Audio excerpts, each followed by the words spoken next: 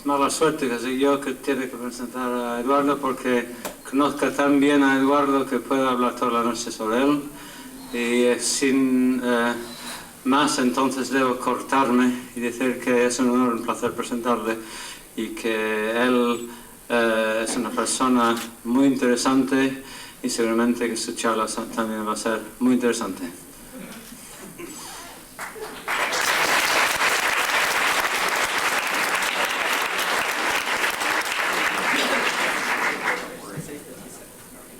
Muchas gracias.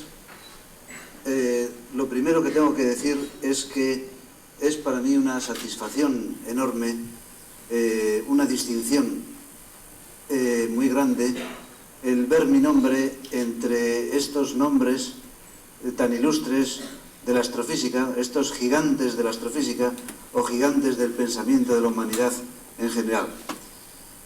Estoy muy agradecido, por tanto, a todas las instituciones que han integrado la organización de estas jornadas astronómicas, y muy especialmente pues a los señores San José y John Beckman, amigo mío, al que además agradezco mucho esta presentación cariñosa de amigo. Y bien, digamos que inicialmente pues mi tema de trabajo está relacionado más bien con campo magnético en el medio interestelar o en el fondo de microondas, pero era un tema un poco demasiado quizá aburrido por ser un poco excesivamente técnico, y he preferido hablar pues de algo que se presta mucho más a la discusión y quizá es más entretenido, como es hablar pues del problema de la vida.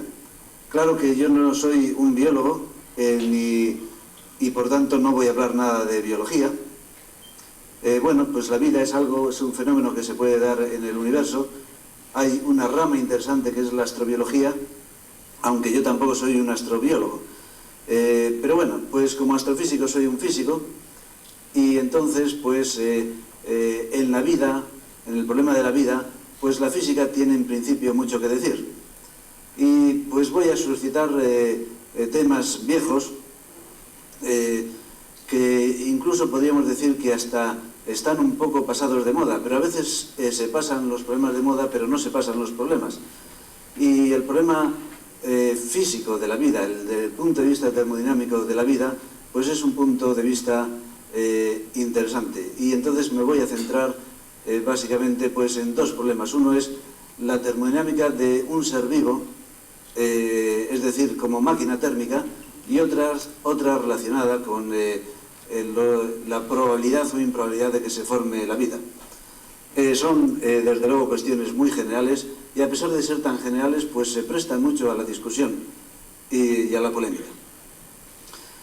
Bien, pues con esto pues voy a empezar con el problema. Esto es pues un dibujo de un conjunto de radiotelescopios llamado ALMA. Pues son muchos telescopios, 64, cada antena tiene 12 metros. En fin, esto permite una resolución fenomenal, pues se puede, una resolución espacial, es decir, la capacidad de distinguir detalles de menor de 1/100ª de segundo de arco, y entonces podemos escudriñar muy bien con ello, o podremos en el futuro, todos los rincones del universo. Pero yo tengo un radiotelescopio mucho más pequeño, y por tanto no le voy a llamar ALMA, le voy a llamar almeja, que es de este tipo. Y esto me permite ver con tanto detalle que soy capaz de ver a un señor como nosotros en los rincones más alejados de la galaxia. Bien, entonces yo descubro que este ser parecido a nosotros le podíamos llamar Rodríguez, o le podíamos llamar Marciano, o le podíamos llamar ET, pero en fin, siempre pues en astrofísica procuramos dar nombres que sinteticen un poco la física de lo que está allí pasando. Por ejemplo, pues hablamos de púlsares, indicando que aquello es algo que tiene unos pulsos de radiación, o también hablamos de estrellas de neutrones, que bueno, sería lo mismo, pero destacando que se trata de una estrella formada por neutrones, o hablamos de enanas blancas, y ya el mismo nombre nos indica cuál es la física más elemental de lo que está allí ocurriendo. Entonces yo creo que aquí, pues a este ser que acabamos de descubrir allá en la lejanía, y que tiene un cierto parecido como nosotros, pero seamos objetivos, ¿y cómo podemos llamarle? Pues yo creo que habría que llamarle el hombre, es decir, objeto de muy baja entropía, porque a los seres vivos lo que les caracteriza es, como magnitud física, es la bajísima entropía, y es lo que nos hace singulares como objetos astrofísicos. Entonces, el hombre es algo así, una especie de ser vivo que hemos encontrado en algún sistema planetario muy alejado. Y bueno, el hombre es un hombre, pero vamos a emplear esta denominación que pretende ser más objetiva. Lo que define la vida, lo que define al hombre es su baja entropía. ¿Qué es la entropía? Yo creo que es un concepto muy conocido, porque aparte de su interpretación física, pues ha invadido otros terrenos, incluso de la filosofía, incluso del periodismo, etc. Y todo el mundo pues conoce más o menos lo que es la entropía. Pero vamos a hacer un pequeño recordatorio de sus propiedades más interesantes en relación a lo que voy a decir posteriormente. ¿Qué es la entropía? Bueno, pues se define con una integral que ni mucho menos pretendo decir ahora qué significa esta integral y qué significa esta definición. Lo que quiero resaltar es que es una magnitud física que se define de una forma cuantitativa y que tiene sus errores y que tiene sus unidades. Sus unidades pues son precisamente julios por grado Kelvin o también calorías por grado Kelvin. En fin, destaco que es una magnitud cuantitativa, lo que pasa es que ha inundado otros terrenos, como el de la filosofía, y entonces pues se habla en términos un poco coloquiales, un poco cualitativos, intuitivos, pero es una magnitud física. ¿Qué propiedades tiene? Bueno, pues en todo proceso real, la entropía del universo siempre aumenta. Esto constituye el segundo principio de la termodinámica. En general, los procesos físicos reales son irreversibles. Eso nos damos cuenta cuando ponemos una película al revés, entonces es disparatada, graciosa, por imposible, ¿no? Cuando damos una película la vemos marcha atrás.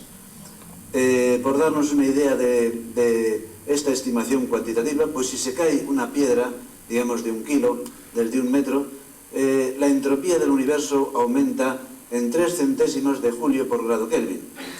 En una estrella, pues ya es mucho más, del orden de 4 por 10 a la 25 julios por grado Kelvin cada segundo. Una propiedad que me interesa destacar es que la entropía es función de estado. Para poner un símil, pues la altitud sobre el nivel del mar también sería una función de estado, en el sentido de que si vamos, por ejemplo, de aquí pues a un monte, pues podemos ir en línea recta, podemos ir por la carretera, podemos ir pasando por China, pero al final la diferencia de altitud sobre el nivel del mar siempre, todos los observadores que han ido por un sitio y por otro dirán lo mismo. A la entropía le pasa lo mismo, es función de estado, es decir, solamente depende de los puntos inicial y final que tiene que recorrer un sistema. Me interesa también recordar que la entropía está muy relacionada con los cambios de estado. En condiciones similares, pues el gas es más entrópico, el líquido menos entrópico y el sólido aún menos. Quizá ha pasado a otras ramas del conocimiento por su interpretación en términos de complejidad, organización y desorden. Se dice que un sistema tiene menos entropía cuando es más complejo, cuando está más organizado, cuando está más ordenado. Por ejemplo, un gato pues tiene muy baja entropía en el sentido de que todo está ahí muy ordenado, los pulmones, el corazón, etc. De tal forma que si cambiamos un trocito de gato por otro, pues el gato se muere y deja de ser el sistema tal como era. En cambio una piedra, pues no, una piedra, cogemos un cacho de piedra, le intercambiamos por otro trozo y sigue siendo una piedra. Está relacionado con la información, en el sentido de que cuando un sistema está muy ordenado, muy organizado, hace falta muchos parámetros para definir cómo es ese sistema. Si, por ejemplo, queremos describir cómo es un gato, con sus pulmones, etcétera, y cómo funciona todo, necesitamos un gran texto, necesitamos un gran número de parámetros para especificar cómo es un gato. Está todo relacionado con la improbabilidad de que se forme espontáneamente. Si volvemos al ejemplo del gato, imaginemos que cogemos al gato, le troceamos y le dividimos en todos sus átomos, metemos todos los átomos en un saco, revolvemos, agitamos, lanzamos todos los átomos al aire y al final aparece un gato.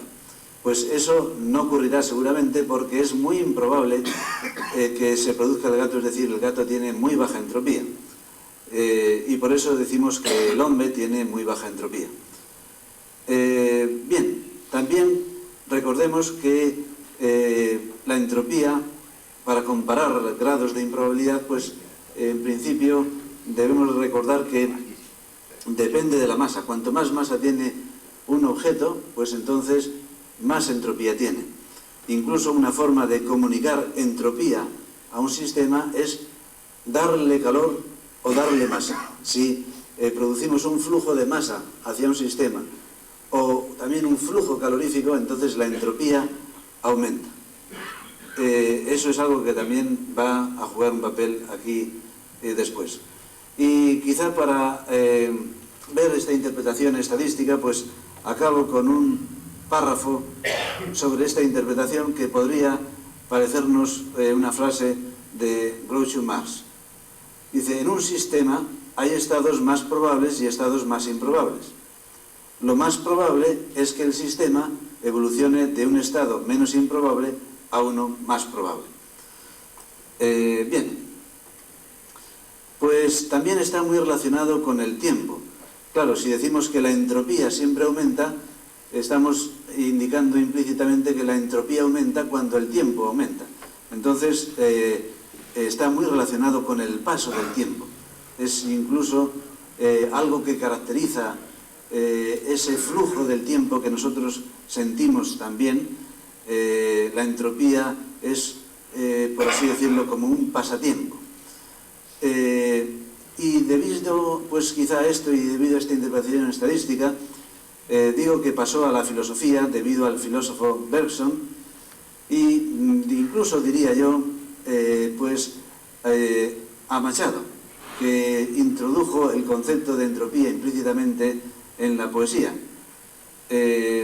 No por casualidad, sino porque él había escuchado unos cursos de Bergson y le habían influido mucho. Por ejemplo, pues pongo esta cita de Machado: mientras Carnot y Clausius ponen con su termodinámica también en el tiempo la regla más general de la naturaleza.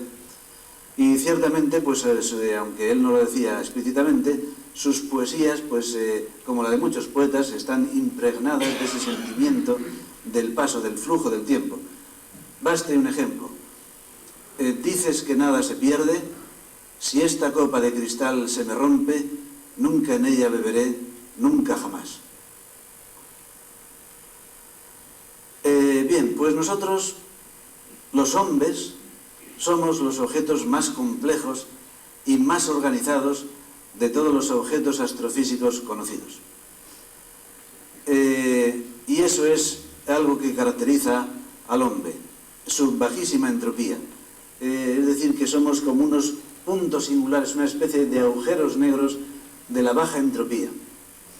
Todo está aumentando, la entropía siempre a nuestro alrededor a grandes pasos, y en un reducido tamaño parece que ahí se mantiene la improbabilidad, se mantiene la complejidad, se mantiene la bajísima entropía por una superficie que es lo que sería equivalente en este símil a la superficie de Schwarzschild, que sería la piel.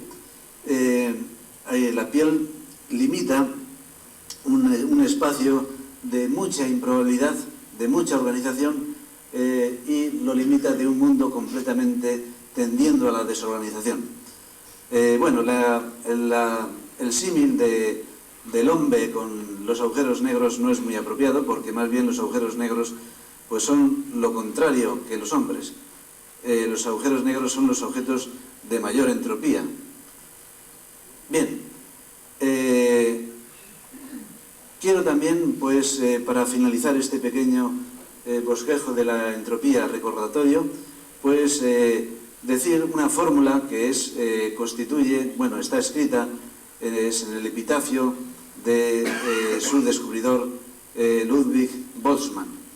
Dice que la entropía, esta S es la entropía, está relacionado con esta W de una forma biunívoca, y esta W, llamada peso termodinámico, pues se define como el número de microestados que forman un macroestado. El microestado sería aquello que vemos si pudiéramos analizar todo lo que ocurre a nivel atómico, y el macroestado es lo que vemos a un nivel ya a nuestra escala espacial. Entonces, por ejemplo, pues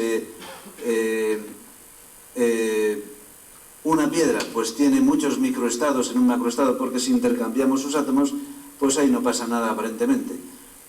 Y por eso, pues, esto del peso termodinámico es una forma de medir la probabilidad o la organización o la entropía, en definitiva, y está relacionada con la entropía. Bueno, pues después de este breve resumen recordatorio, que pido perdón a muchos porque seguramente es un concepto muy conocido, pues vamos a hablar del hombre. Vamos a definir lo que es el hombre.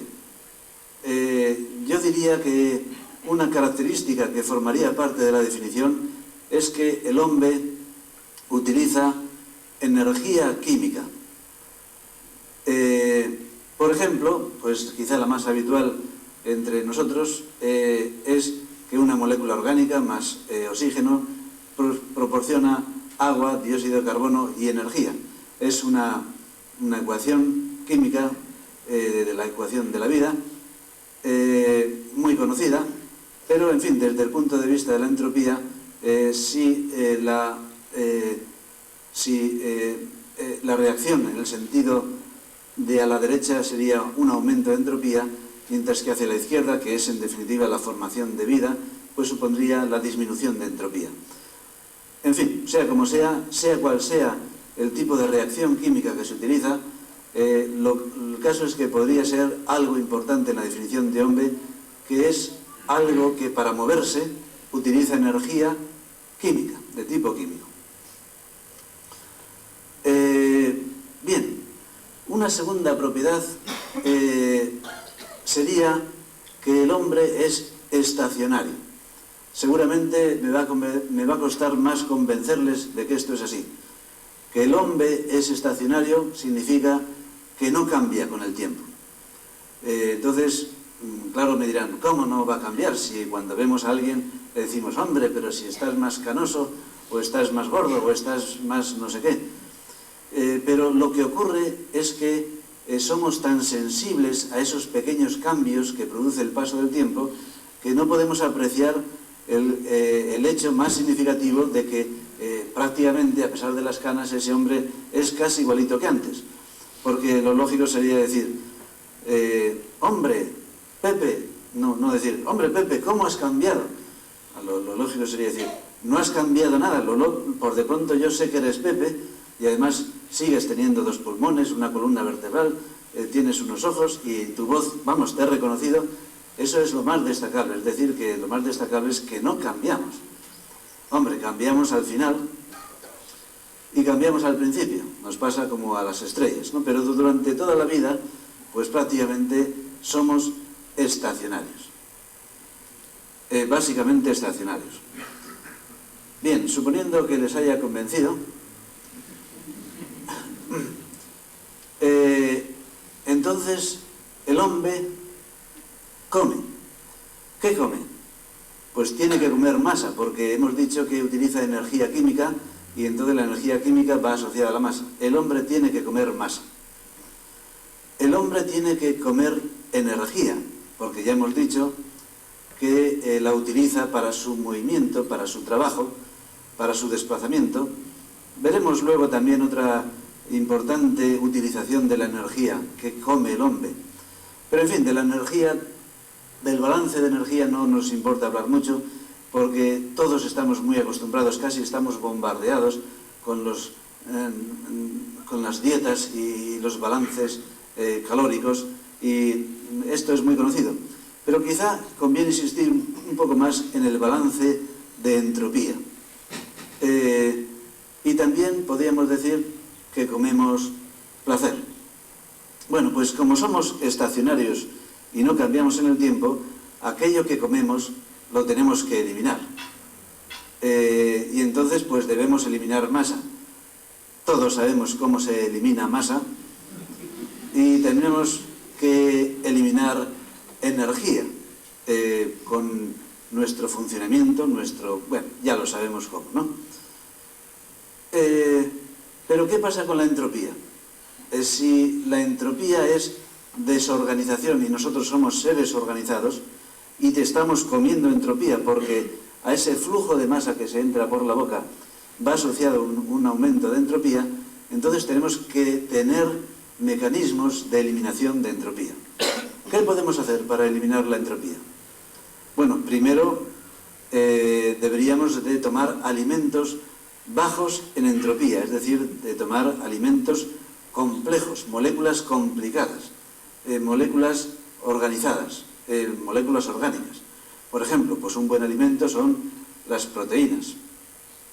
Y bien, siempre nos preocupamos cuando hablamos de las dietas, de las calorías, pero no de las calorías por grado Kelvin, que es como se mide la entropía. Y entonces pues voy a aprovechar esto que estoy hablando del hombre, también para darles unos consejos dietéticos desde el punto de vista termodinámico. Bueno, la verdad es que no todo lo que comemos ha de ser complejo. Por ejemplo, bebemos agua, que no es complejo, y no todo lo complejo es saludable. Un ejemplo podría ser el colesterol. En definitiva, sí, tenemos que acabar comiendo mucha complejidad. Bueno, pues aquí el astrónomo dice que el colesterol es una molécula compleja y que entonces es bueno. Y el médico dice que no comamos colesterol. ¿A quién hacemos caso? ¿Al termodinámico de cabecera o al médico de cabecera? Al médico, por supuesto. Bien, de todas formas, aunque digo que no me voy a meter nada en la biología, porque no sé nada de biología, pues tengo entendido que precisamente los problemas del colesterol provienen precisamente de que es una molécula maravillosamente compleja. Es por eso por lo que el organismo pues no quiere quemarla. A mí me decía un amigo médico, experto en nutrición, que era algo así como si en una casa habría que quemar cosas para calentarse y lo último que quemaríamos serían pues unos muebles de estilo Luis XV. Es decir, que es tan hermosa, tan excelente esta molécula que el organismo no quiere quemarla, ¿no? Y de ahí los problemas. Pero en definitiva, esto sí, tenemos que comer complejidad. La simpleza, lo sencillo, nos mata, porque nosotros somos complejos y organizados. Bueno, no solamente hace falta ingerir alimentos pobres en entropía, pero además tenemos que eliminar esta entropía. ¿Cómo eliminarla? Pues bien, también con los excrementos. Los excrementos no tienen ni energía ni complejidad. Definición termodinámica de excremento ideal sería masa sin energía y con entropía. Es casi lo contrario que la comida. La comida es masa con energía sin entropía. Bien, yo sé que mi amigo John Beckman no estará muy conforme porque él está precisamente en un proyecto de aprovechamiento de la energía de los excrementos biodigestores, y entonces, pues, pero estamos hablando de un concepto ideal. Este excremento del que hablo es ideal, no tiene energía y tiene entropía. Bien, pues otra forma. Hemos dicho que el flujo de calor también es una forma de eliminar entropía. Pues entonces, si nosotros calentamos el ambiente, estamos eliminando entropía. Para producir este flujo de calor de dentro a fuera, pues necesitamos tener más temperatura que el ambiente. Es decir, tenemos que tener sangre caliente. El hombre, pues, o casi todos los hombres, tienen sangre caliente. Cuando preguntamos a un biólogo por qué fue tan importante en la evolución de las especies la formación de especies que tenían sangre caliente, pues nos dicen una serie de tecnicismos y yo estoy convencido de que tienen razón. Lo que pasa es que son argumentos tan técnicos que no se comprenden bien. Y la termodinámica pues nos da una explicación muy sencilla. Porque sí, con la sangre caliente sencillamente estamos eliminando entropía porque hay este flujo, ¿no? El hombre, este es el hombre. Les presento al hombre. Este es el que he descubierto con almeja y vemos cómo se alimenta de masa, de energía, de entropía, y del placer tenemos que hablar, y luego vemos que también pues elimina, tiene unos excrementos donde expulsa masa y entropía. Pero además estas flechitas que salen es que está calentando el ambiente, y además vemos que el hombre está sudando. Y es que pues el sudor también forma parte de la definición del hombre. O sea, resumiendo lo que venimos diciendo, sería un sistema de muy baja entropía y estacionario, que se alimenta de energía química, por tanto inevitablemente masa, y complejidad, defeca masa y entropía y calienta el ambiente. Decíamos que la energía que se ingiere no solamente sirve para el movimiento, para el trabajo, sino que también hay lo que se llama la energía basal, que es muy interesante desde el punto de vista termodinámico, porque es la energía que se emplea en mantener nuestra improbabilidad, en mantener esta rareza, esta organización que tenemos. Por poner un ejemplo, pues en una olla ponemos agua con algunas sustancias que sirvan para hacer sopa, y si calentamos, pues vemos que al poco rato empiezan a formarse estructuras geométricas hermosas, improbables nos parecen, pero eso sí, en cuanto quitamos el flujo de energías y desenchufamos la hornilla, pues enseguida desaparecen todas las estructuras. Es decir, que hay una energía que se tiene que estar invirtiendo para mantener nuestro alto grado de improbabilidad. Y además es una barbaridad, porque viene a ser, pues eso, de 2.700 kilocalorías por día, cuando, por ejemplo, la energía potencial que necesitamos para ir de aquí al Veleta, pues es solamente de 700 kilocalorías. Claro, me dirán, pero bueno, no solamente tenemos que vencer la energía potencial, tenemos que llegar vivos, y claro que tenemos que gastar más energía. Bien, pues el sudor, vuelvo al sudor porque, como decía, pues forma parte del concepto de hombre. ¿En qué sentido? Pues que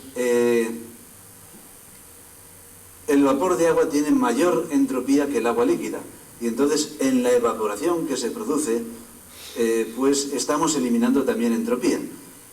Claro, esto es muy necesario, por ejemplo, cuando la diferencia de nuestra temperatura interna y el exterior no es muy grande, porque estamos en un sitio muy caliente, pues entonces tenemos que habilitar otros mecanismos poderosos de eliminación de entropía, y el sudor, la evaporación, es uno de ellos, porque al evaporarse pues estamos también eliminando entropía.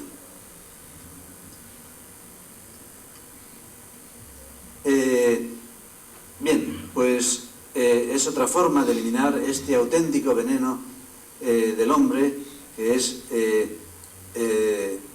la entropía. Y decíamos que también ingería placer, en el sentido de que nos hemos acostumbrado, y si no quizá hubiéramos muerto, pues a pensar que lo que nos apetece comer es precisamente aquello de baja entropía, y lo identificamos con lo sabroso. Es decir, que pues vemos unos huevos fritos y enseguida pensamos que es muy sabroso, porque en realidad es complejo. Bien, pues esta es la recomendación dietética de su astrofísico de cabecera. Tomen alimentos bajos en entropía. Por ejemplo, los huevos fritos. Evitar los de alta entropía.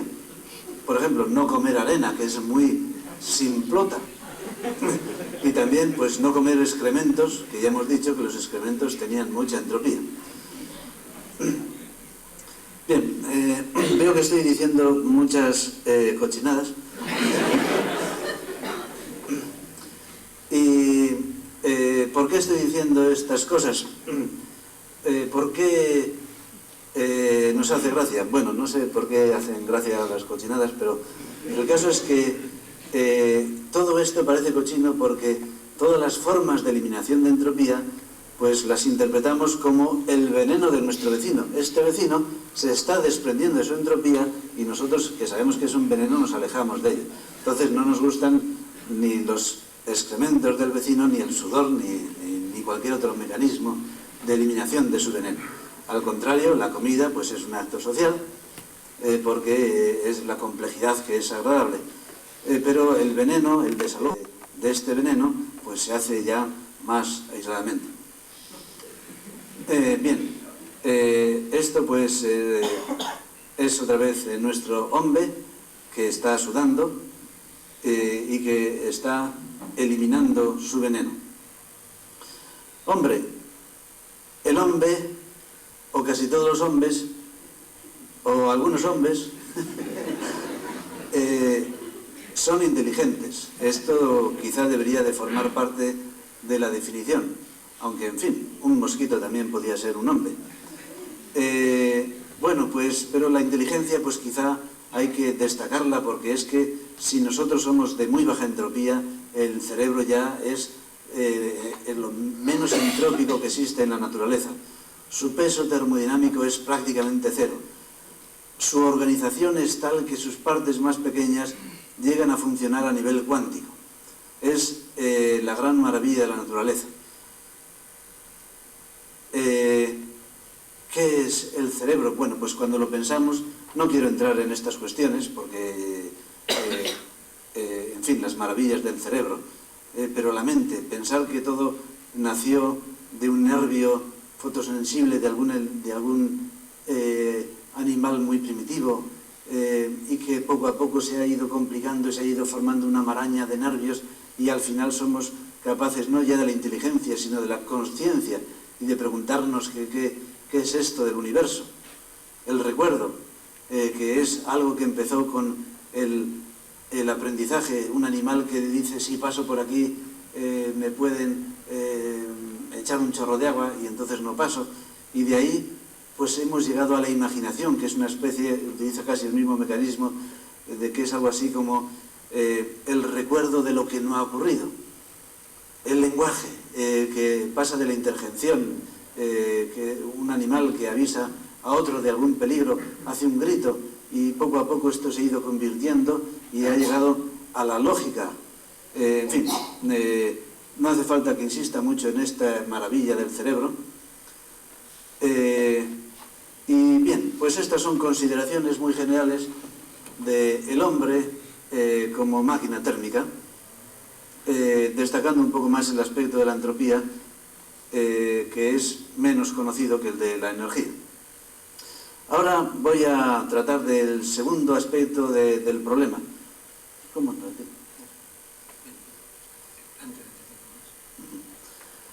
Bien, pues, ¿cómo calcular la entropía de un hombre? Pues ponemos vamos a aplicar aquella definición que poníamos al principio, que no quisimos entrar en detalles, y entonces pues ponemos sobre la mesa un montoncito de agua, otro de carbono, otro de oxígeno, y entonces nos inventamos un proceso reversible en el que al final salga un hombre. Entonces vemos el calor que ha sido necesario, dividimos por la temperatura, hacemos una integral y calculamos la entropía del hombre. Evidentemente nadie sabe cómo hacer un hombre, nadie sabe crear o imaginar un proceso reversible que de esos montoncitos, de sus átomos, aparezca en definitiva el hombre hecho y derecho. Pero quizá podríamos aplicar aquel concepto de peso termodinámico, aquel concepto de información. ¿Cuántos parámetros hacen falta para definir lo que es un hombre? Un hombre. Bien, pues quizá a lo mejor si pensamos en el ADN con sus combinaciones, ahí podemos calcular la información, de ahí podemos calcular el peso termodinámico. En fin, más que calcular la entropía directamente, nos interesaría pues eso, cuál es la información que contiene nuestro ADN, que nos dice la improbabilidad de que existamos. Bueno, pues si tenemos 10 a la 9 pares de bases, en principio nuestra información, el número de parámetros que harían falta para definir a un hombre, sería pues del orden de 4 elevado a 3 por 10 a la 9, una cifra enorme, pero sería seguramente mucho más. Y ya no me molesto en hacer el cálculo porque, claro, habría también que tener en cuenta la disminución de entropía que supone el establecimiento del código genético, y entonces no sé cuánto es, pero seguramente menos que la improbabilidad que nuestra es más pequeña aún que 1 partido por 10 elevado a 10 elevado a 10, es decir, que un número tan bajo que seguramente nunca han oído un número tan pequeño. Bueno, positivo. O sea, es 1 partido por 10 elevado a un 1 seguido de 10.000 millones de ceros. En fin, haría falta pues una sala como esta, llena de libretas, escritas con letra menuda, para definirnos, por lo menos, ¿no? Bueno, y aunque hay un ADN inútil, parásito, en fin, no me meto en estas cuestiones, la probabilidad de que exista un hombre es aún más pequeña que este número tan bajito, tan pequeño. Ciertamente, pues eso es lo que nos distingue como hombres, y somos entonces los objetos astronómicos más raros, más improbables que hay en el universo, es decir, que se produzcan espontáneamente. Y claro, digo hombres, no hombres, porque a lo mejor hay otros hombres por ahí que tienen propiedades similares, pero me estoy refiriendo al hombre. ¿El ADN explica la vida? Pues seguramente no. El animal microscópico, es decir, el animal que subyace en el ADN, tiene que ser tan complejo como el animal macroscópico. La complejidad de uno tiene que estar en relación con la complejidad del otro. Por ejemplo, pues el manual de instrucciones de un avión muy sofisticado, pues debe de ser muy complejo, debe ser muy extenso, porque debe tener mucha información.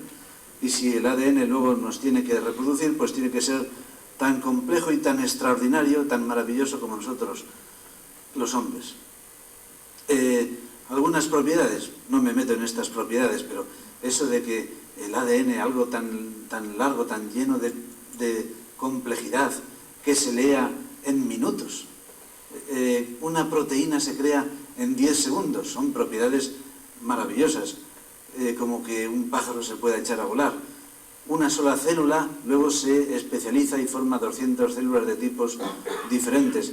En fin, los biólogos podrían darnos muchos más datos relacionados con el maravilloso funcionamiento del ADN. Otra cosa que podríamos decir, pues yo cuando tengo el Walkman, el cargador, etcétera, pues les pongo en la mesa y siempre se me hacen nudos los cables.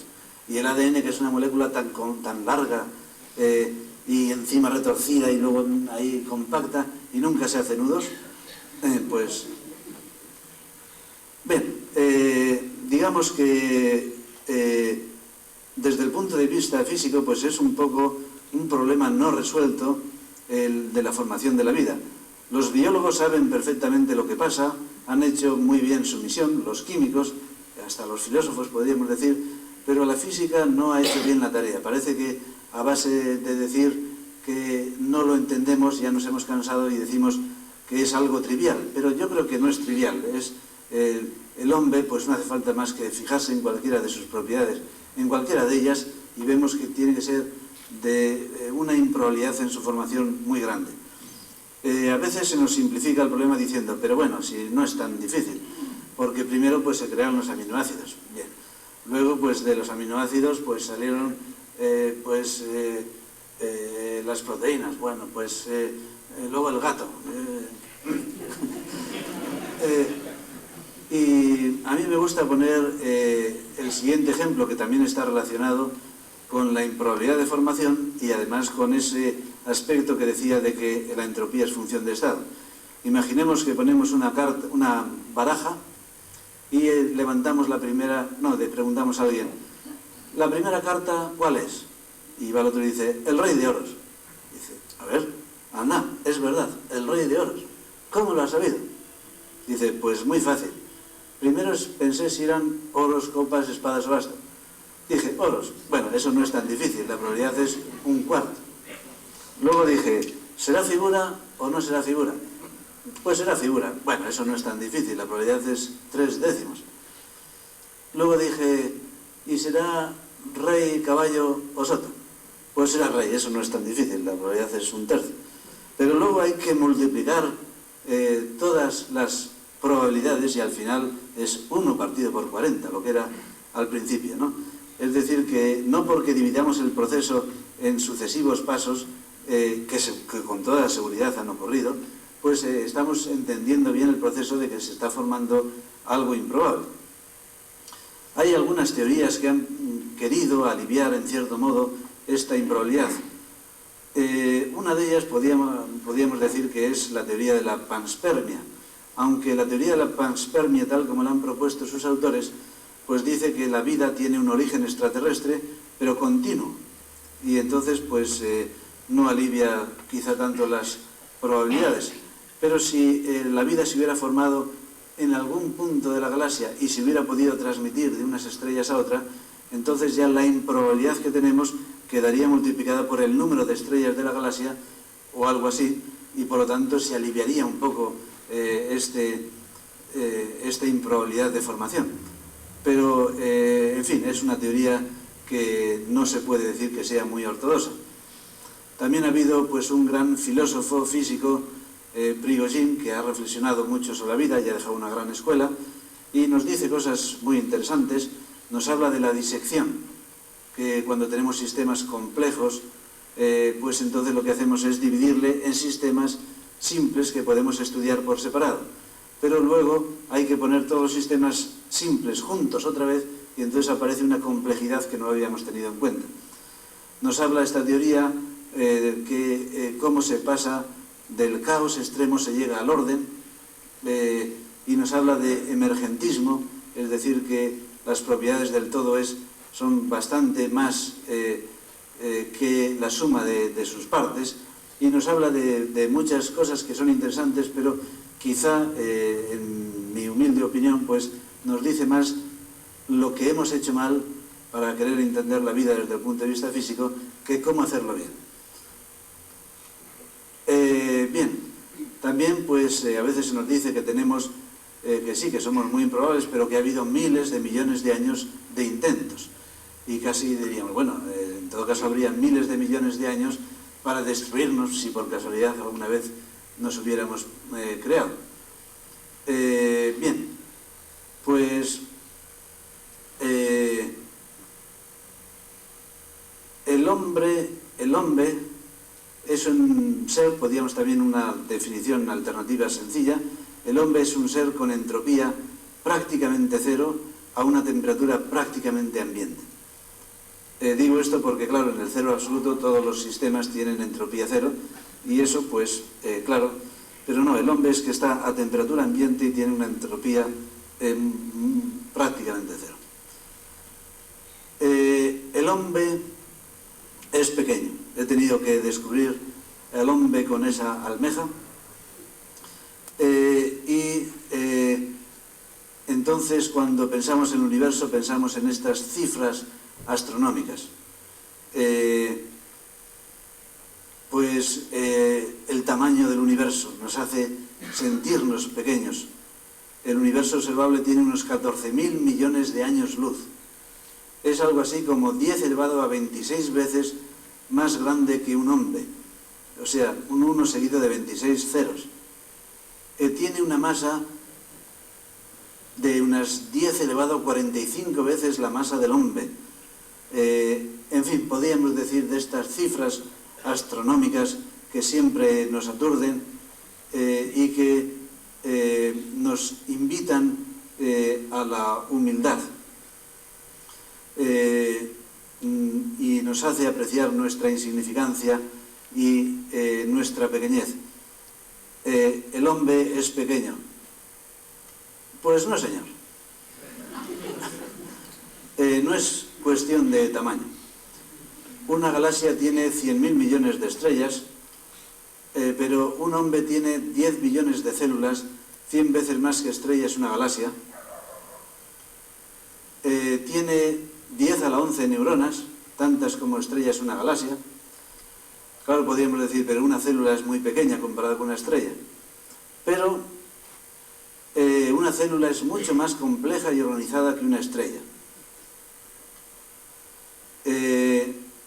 O sea que el universo es el gran continente, pero el hombre no es un objeto despreciable dentro de él, es como el gran contenido de este gran continente.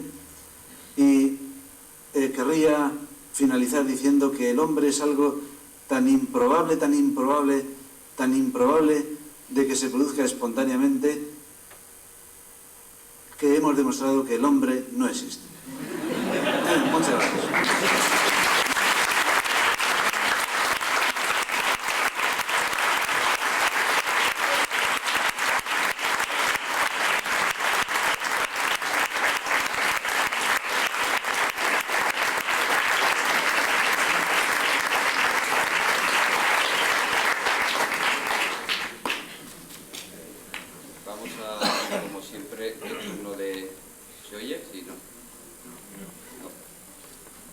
Ahora creo que sí. Vamos a hacer como siempre el turno de preguntas durante un rato.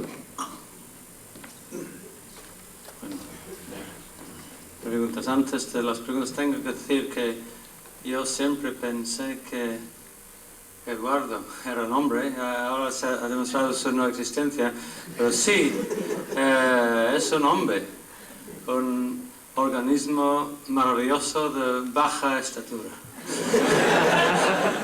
Bueno. ¿Cómo influye la teoría de la evolución de Darwin en la probabilidad de la existencia del hombre? ¿Cómo influye la teoría de la evolución de Darwin en la probabilidad de la existencia del hombre? Bien, pues por supuesto, claro, Darwin pues tenía razón y todos los que nos hablan de que cómo ha sido la evolución tienen razón. Pero quizá le falta todavía un razonamiento de tipo físico, un ingrediente de tipo físico para que completar el razonamiento. Es decir, que podríamos pensar, si Darwin nos dice que el organismo que no se adapta se muere, pues a lo mejor podríamos decir, pues se mueren todos, porque llegar a ese grado de organización y de complejidad para subsistir, pues parece muy duro. O sea que estoy convencido de que Darwin, o teorías análogas, o neodarwinismo, lo que sea, pues es correcto, ¿no? O sea que, por supuesto, pero que quizá le falta el ingrediente de la física. La biología ha completado muy bien su misión, pero quizá la física, que en este caso nos tiene que decir cuál es la probabilidad de que esto se produzca, pues quizá no ha hecho la tarea.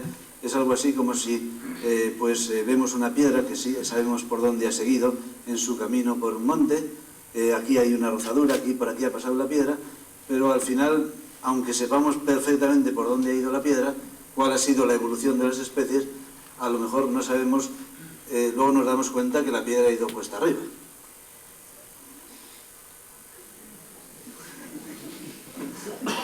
¿Satisfecho?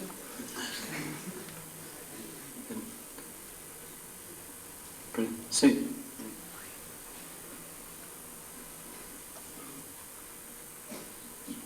Hola, buenas tardes. En la cuarta o quinta diapositiva de la presentación pusiste una fórmula que decía que la sustancia orgánica más oxígeno daba agua más CO2. Y eso normalmente es cierto, ¿no? Pero quizás se nos olvide un caso importante y fundamental y que ahora se está poniendo en valor, y es que las sustancias, todos los organismos vegetales hacen justo lo contrario. Es decir, CO2 más agua dan sustancias orgánicas más oxígeno. Era simplemente una anotación que a lo mejor es interesante. Claro. Es precisamente el sentido inverso de la reacción que también tiene lugar y que es muy interesante porque es precisamente el sentido de la disminución de entropía, es decir, precisamente de la formación de tejidos orgánicos, ¿no? Es decir, que en un sentido pues es sí, quizás solamente puse una flecha, pero el sentido inverso es todavía más interesante desde el punto de vista de la formación de vida, de la formación de moléculas orgánicas, de la complejidad, ¿no? Que evidentemente estamos ante un caso también absolutamente extraordinario y absolutamente improbable. Y sin embargo también se está dando continuamente y creo que debería de respetarse pues en gran medida, quizás incluso más que los seres orgánicos que hacen el camino opuesto, ¿no? Sí, estoy completamente de acuerdo. Es pues el fenómeno de la fotosíntesis es algo maravilloso que está produciéndose delante de nuestras narices, pero realmente ya es una cosa en sí bastante en el sentido improbable, llamativa pero improbable, y ciertamente pues si ahí es donde se origina la complejidad, es decir, que debemos ser absolutamente respetuosos con esa reacción en sentido inverso.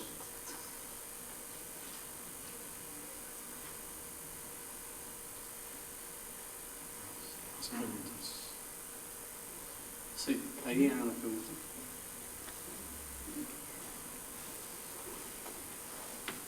Usted habilidosamente nos ha demostrado que el hombre no existe.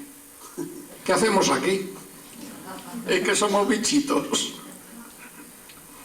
Nada más. Esa es una gran pregunta, es casi la gran pregunta. ¿Qué hacemos aquí? ¿Somos bichitos? Pues sí, somos bichitos, somos hombres, pero ¿qué es lo que hacemos aquí? Esa es la gran pregunta. Desde luego yo no lo sé contestar.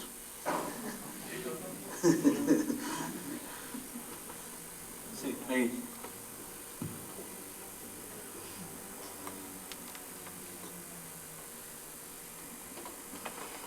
Buenas noches. Ayer estuvimos escuchando una conferencia que iba precisamente sobre la búsqueda de la vida, ¿no?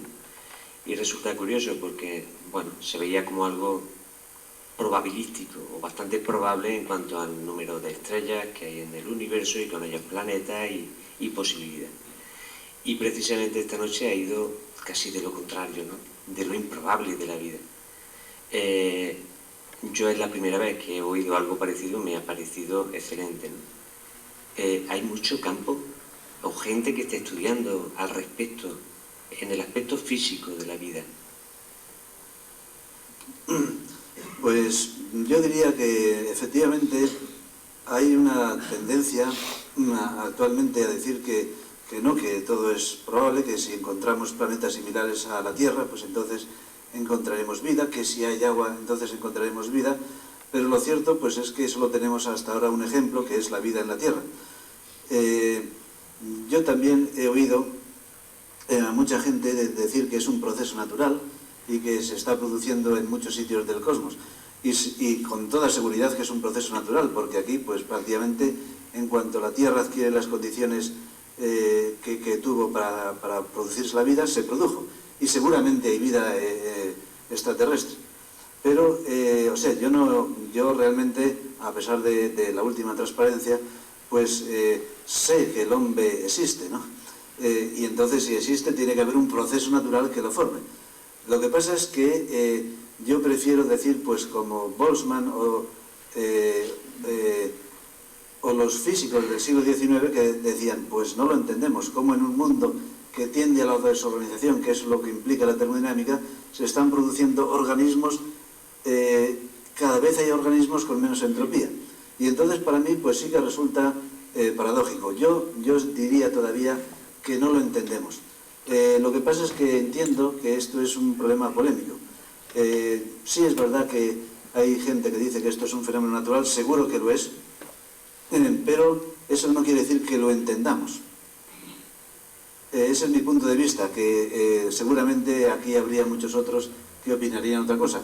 Y es curioso que algo tan elemental como una termodinámica, argumentos termodinámicos del siglo XIX, pues se presten tanto a la polémica y todavía subsiste desde mi punto de vista.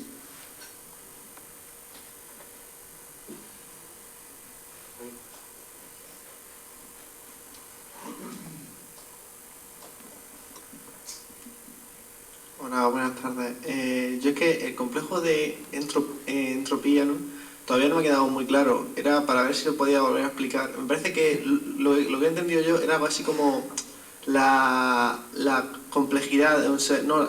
O sea, la simplicidad que tiene un ser, ¿no? La simplicidad de un ser. Por ejemplo, una piedra que es muy simple tiene mucha entropía. Una estrella, con todo lo grande que es, pues también tiene una altísima entropía, porque son muy simples, comparadas con ¿qué? Por ejemplo, con el ala de un mosquito, ¿no? Es decir, que la entropía indica la probabilidad de que algo se produzca espontáneamente. Entonces, el gato no se produce espontáneamente, pues entonces es muy improbable. Quiere decir, espontáneamente cuando lanzamos el saco al aire con todos sus átomos y al final acaba un gato, ¿no? Porque lo cierto es que hay gatos, ¿no? O sea, que sí que se están produciendo.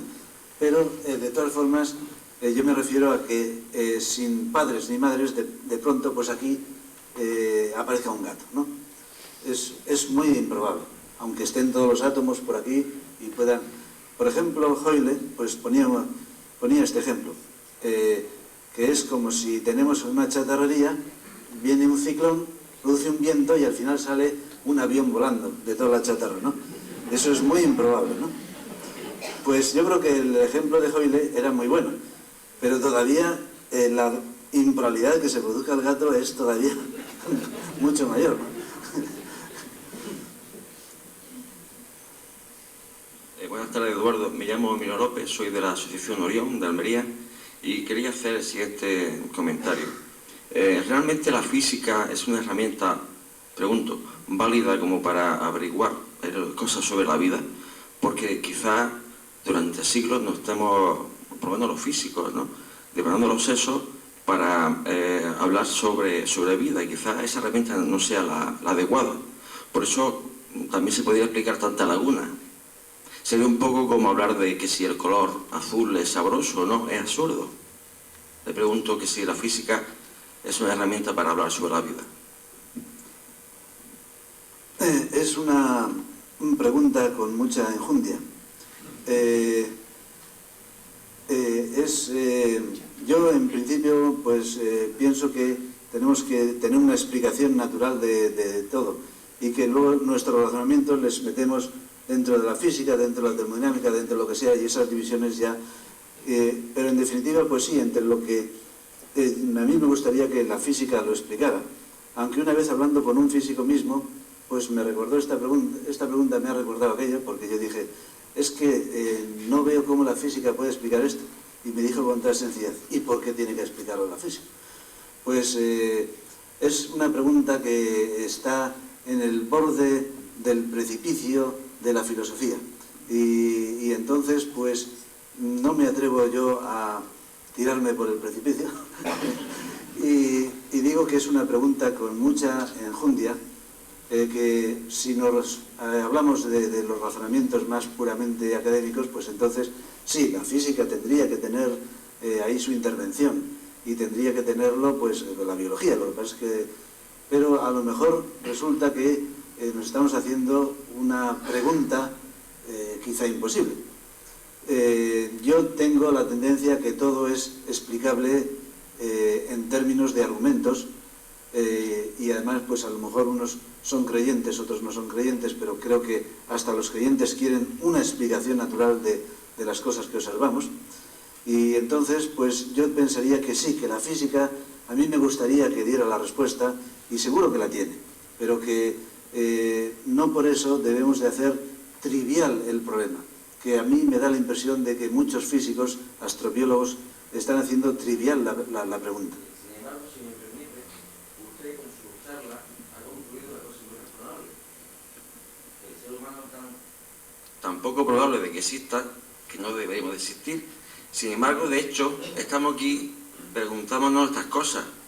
Y, por cierto, escuchando a personajes como ustedes, ¿no? Quiero decir con esto que quizá sea la física algo escaso para explicar toda la realidad, puesto que de hecho estamos aquí. Pues si de hecho estamos aquí y con la física llegamos hasta el límite que usted ha puesto, que de una forma razonada no deberíamos de estar, porque tiende a cero la probabilidad, pues parece claro o razonable pensar que hay otra cosa más. Ojo, esto es sin entrar a sopesar la existencia o no de Dios. Es sencillamente estoy jugando un poco a pensar, ¿no? Si usted, de la mano de la física pura y dura, razona que no deberíamos de estar aquí, y de hecho lo estamos, quizás sea sin más porque hay algo más, no solamente la física. Sí, sigue pareciéndome la pregunta muy profunda.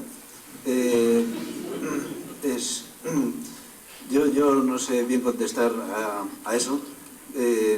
Pues bueno, desde luego, claro que la conclusión ha sido un poco en términos humorísticos, ¿no? Porque seguro que estamos aquí.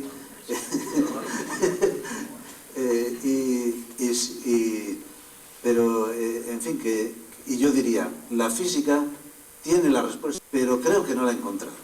Y en cambio, pues habría otros colegas míos más optimistas que dirían, pues si eso es trivial, donde hay agua y vida, y agua hay en todas las partes, pues ¿por qué no?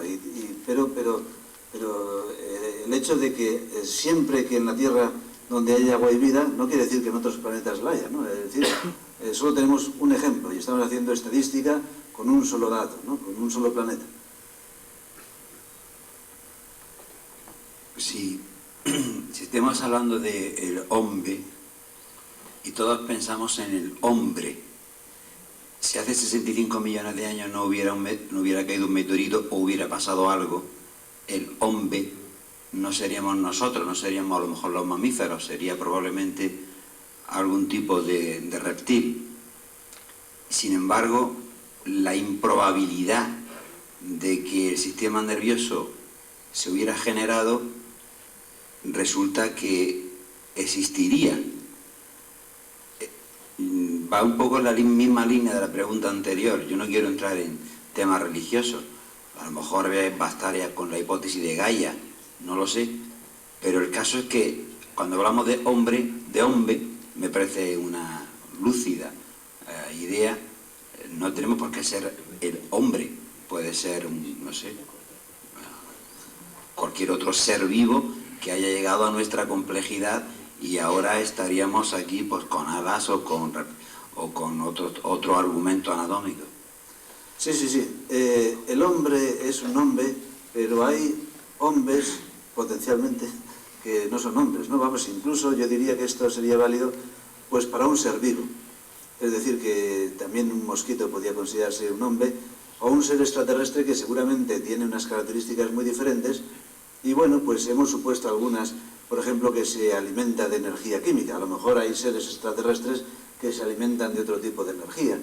Es decir, que sí, que hombre es en principio un organismo vivo y que seguramente en la definición de ese organismo vivo pues el concepto de entropía tendría que jugar un papel importante porque creo que es lo que nos destaca.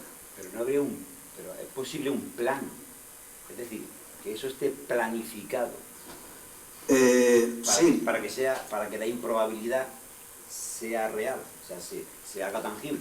Sí, creo que los filósofos llaman eso la teleología, es decir, que como si hubiera un plan determinado en todo esto. Hombre, de cualquier animal pues pueden salir especies a lo mejor de mayor entropía, más simples, pero lo cierto es que si examinamos la evolución hay una cosa cierta y es que ahora hay seres de mucho menos entropía que antes, ¿no? Y aunque puede haber habido altibajos, parece que cada vez aparecen especies más complejas. Pero hay una determinación, hay algún sentido en todo esto. Pues bueno, yo francamente pienso que no. Pero ciertamente pues hay filósofos que discuten que haya un criterio teleológico en la evolución y en la formación de la vida. Yo particularmente creo que no puede haber, que tiene que ser algo explicable más en términos físicos, ¿no? Porque el imponer que haya algo que está suponiendo una predeterminación, pues me parece que es salirse un poco de la naturaleza y salirse un poco de la forma habitual de pensar del científico. O sea que yo diría que no hay un plan determinado, pero lo cierto es que ha habido una evolución que se puede definir en términos de entropía, diciendo hay cada vez seres de menor entropía. Buenas tardes. Sí, desde fuera de la ciencia, a lo mejor se puede explicar el paso, lo de la vida. Si ponemos por un lado la física de los sistemas que no están vivos, ponemos por otro lado la biología, los sistemas que sí están vivos, hay una constante que los puede pasar de física a biología, que es el tiempo. El tiempo es lo que nos hace vivos. El tiempo es la constante que hace que salga ese billete de lotería premiado, que somos los seres hombres. Entonces nos ha tocado ese billete de lotería. Ahora lo que tenemos que pensar no es ni de dónde, ni si vino de otro planeta. El caso es que estamos aquí a ver qué hacemos con eso. Es más interesante. Por lo menos da lugar a más juego. Sí, claro, nos ha tocado la lotería. Es cierto. Lo que pasa es que pues no sabemos los que han jugado. Es decir, que si han jugado muchos, a alguien le tiene que tocar y dirá, anda, pues ¿por qué a mí? Bueno, pues me ha tocado. Lo intrigante de todo esto es que a lo mejor hemos sido los únicos que hemos jugado la lotería y nos ha tocado, ¿no? Bueno, eso es improbable. Si fuera... es decir, que... sí, y la física pues trata de unos problemas simples y siempre que se ha metido en la biología pues ha patinado.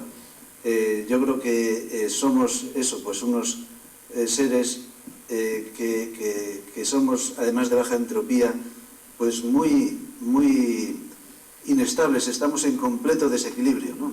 Y para ello necesitamos grandes cantidades de energía. Es que a veces se dice, fulano pues es una persona maravillosamente estable. No, habría que decir, fulanito es maravilloso, es una persona completamente inestable, ¿no? Y sí, la física trata de cosas simples y cuando ha querido entrar en el problema de la vida, pues yo creo que desde mi punto de vista humilde, ha patinado. Voy a usar mi privilegio para hacerte una pregunta. Se trata del pecado original. Todo el mundo sabe que la segunda ley de la termodinámica dice que la entropía siempre tiene que crecer. Entonces, pero tú has mostrado que el desarrollo de la vida ha dado lugar a entropía decreciente. Entonces, quizás el hombre peca, que rompe hasta la segunda ley de la termodinámica.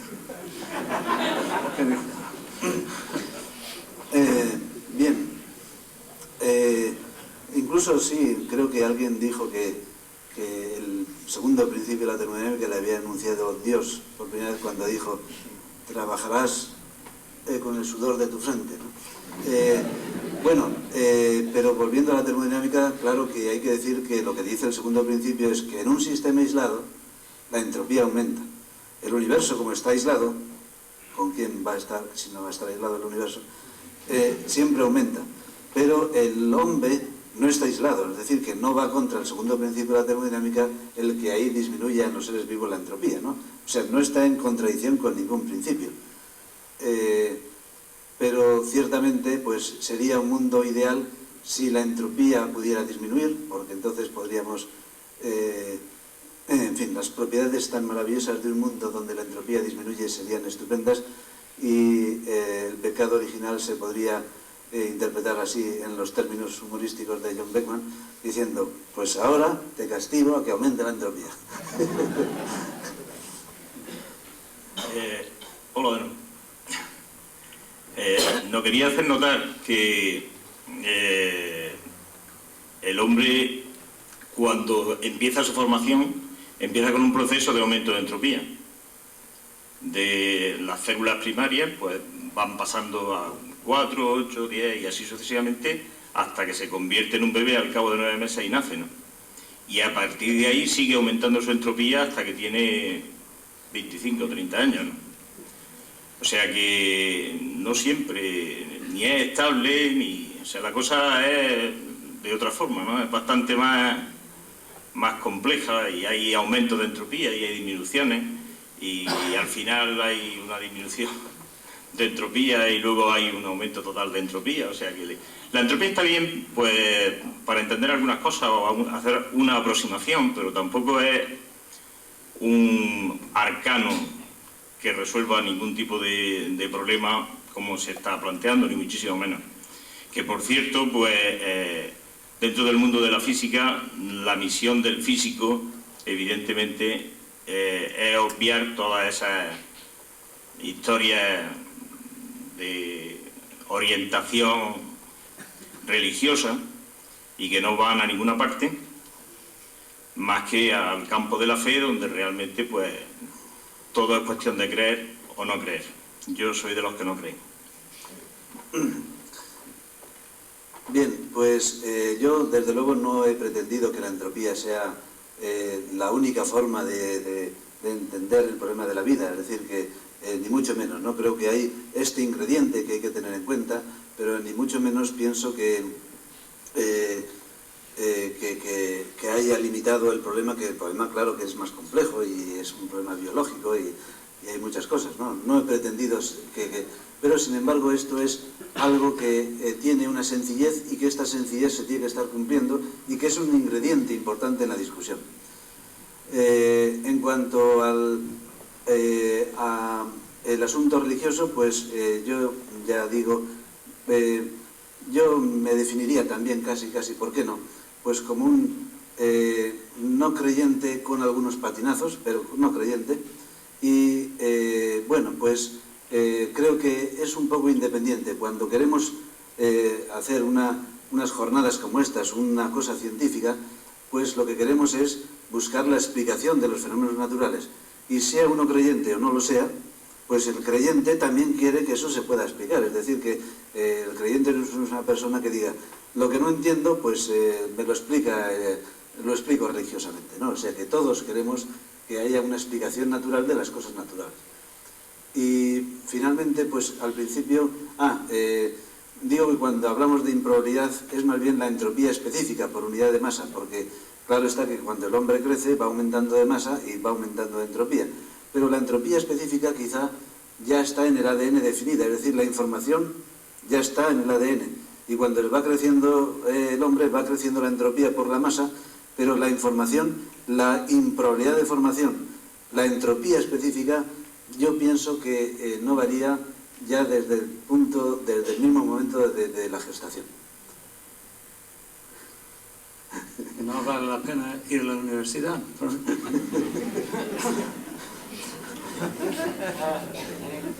Buenas noches.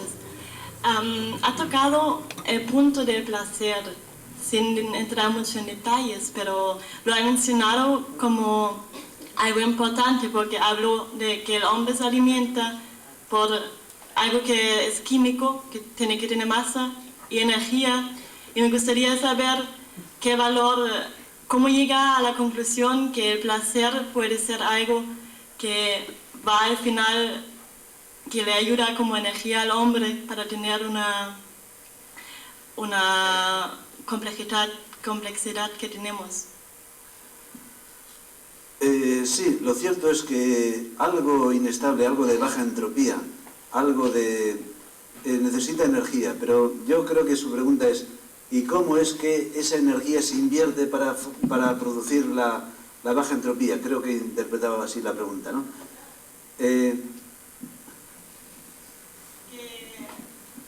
placer para usted era energía? Es que estuve todavía viendo a dónde va el micrófono, perdón. Ya, o sea, creo responder, no estoy seguro, usted me enmienda si no es esa la respuesta, o sea que desde luego para crear un hombre o para mantener un hombre hace falta continuamente un flujo de energía. Sí, pero ¿por qué hace falta no... un flujo de placer? ¿Qué hace usted llegar a esta conclusión? ¿A un placer? Sí. Bueno, el placer, bueno, quizá antes respondo a lo primero. Creo que lo inestable, como el hombre, necesita un flujo de energía constante, mucha energía para mantener. Pero no quiere decir que si echamos energía y energía salga hombres, porque, por ejemplo, en la superficie del Sol, pues no hay. Y en cuanto al placer, pues yo creo que es que nuestros mecanismos de conservación nos han hecho ver apetecible aquello que es complejo, alimentos complejos. Y entonces lo apetecible lo asociamos con placer. De tal forma que cuando vemos un manjar muy suculento, muy complejo, entonces lo interpretamos como placer porque nuestro mecanismo de conservación, porque si no moriríamos, si nos diera igual comer arena que un pollo, pues nos comeríamos arena pero moriríamos, ¿no? Pero entonces sería más adecuada la palabra sabor, algo sabroso que placer, ¿que no? Porque placer también puede ser algo que no tiene nada que ver con cosas físicas, ¿no? Pueden ser pensamientos, puede ser conseguir más conocimientos. Está usted cargada de razón, es verdad. La palabra es sabroso, más que placer.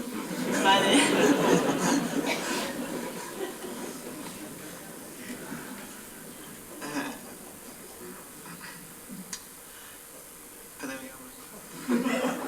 La emoción. No, en serio. Mi pregunta era que si todo esto, la termodinámica, la entropía, que se basa todo, básicamente, casi como toda la física, se basa en las matemáticas. Las matemáticas que surgieron a partir de la experiencia. Y al igual que pasa con la teoría del Big Bang, que está desarrollada a partir de las teorías de Einstein, de la relatividad, etcétera, etcétera, no pudiese ser que estuviésemos confiando valorando las matemáticas. Es decir, cogemos principios físicos y le aplicamos matemáticas, le aplicamos integrales. De hecho, puede que una suma pueda tener cierto sentido físico, pero ni una integral no, ni tampoco una derivada, ni tampoco un cuadrado. Entonces, todo eso no estaríamos cayendo nosotros en una especie de error, porque llegamos hasta un axioma en donde ya desarrollamos tanto los axiomas matemáticos que llega un punto en que no tienen nada que ver con la física, es todo mental. No estaríamos cayendo en un error a intentar explicar con la mente lo que es la vida, solo con las matemáticas, algo que la mente ha inventado. Estamos como, digamos, matando la vida usando las matemáticas. Estamos cayendo en una especie de nueva religión. Es nuestra fe, porque estamos creyendo por fe que eso es verdad, porque nada, de hecho, bueno, yo creo que nadie o nada puede medir la complejidad de un ser, porque puede que una piedra sea más compleja que otra, pero desde luego no va a medir su temperatura. Y un montón de fórmulas matemáticas hechas por gente brillante, desde luego, pero esa gente brillante puede equivocarse. Y puede que las matemáticas no sean la solución. Y que a eso nos lleve a, bueno, Sí, eso también antigua pregunta. Nosotros los físicos vamos con nuestros razonamientos físicos y resulta que la física pues ha encontrado en la matemática su propio lenguaje. Es lo que decía Galileo, el universo está escrito en lengua matemática, y la verdad es que, ¿por qué esto es así? Pues en principio a cualquier persona de la Edad Media no le parecería nada trivial. Y ahora nos hemos acostumbrado y efectivamente va muy bien, nos sirve para predecir acontecimientos, nos ha servido, en fin, la matemática pues ha mencionado el caso de la cosmología.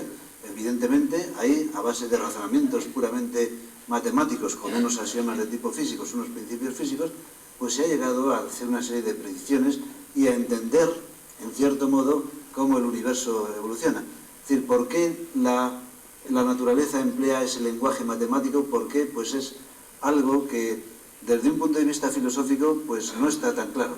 Pero lo cierto es que, sí, eso parece que admiten todos los científicos. La naturaleza está escrita en forma matemática y la matemática es el lenguaje que tenemos que emplear. Cuando prescindimos de la matemática, los científicos nos sentimos que balbuceamos, no sabemos casi hablar, ¿no?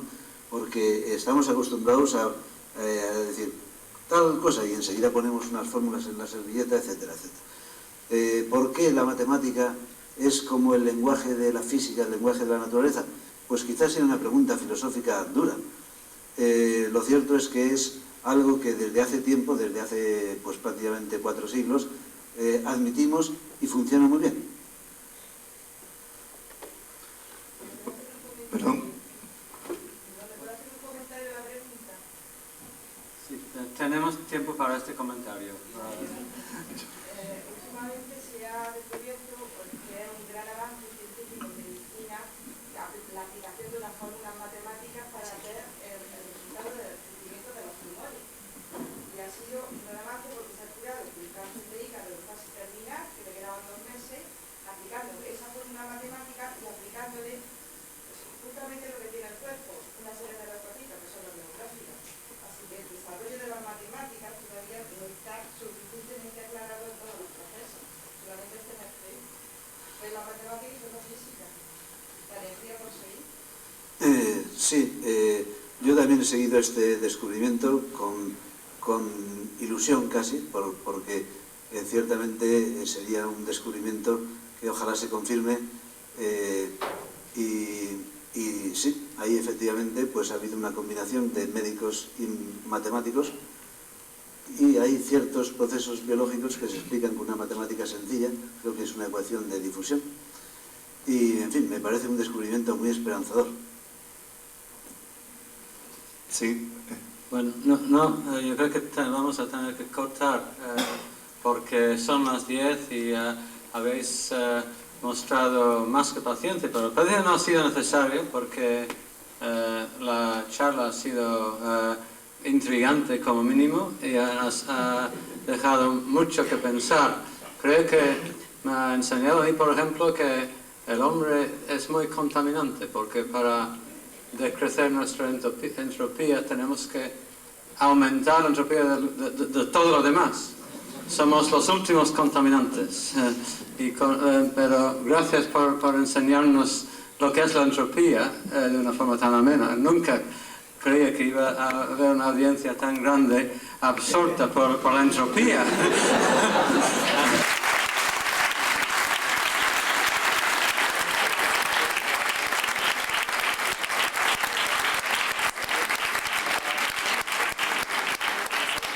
Juan, te damos una ayuda muy grande. Muchas gracias, Eduardo.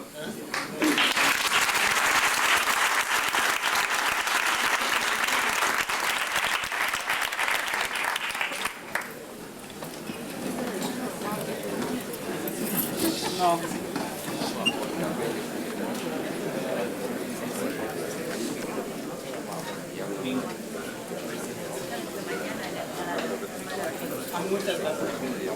Era una de mis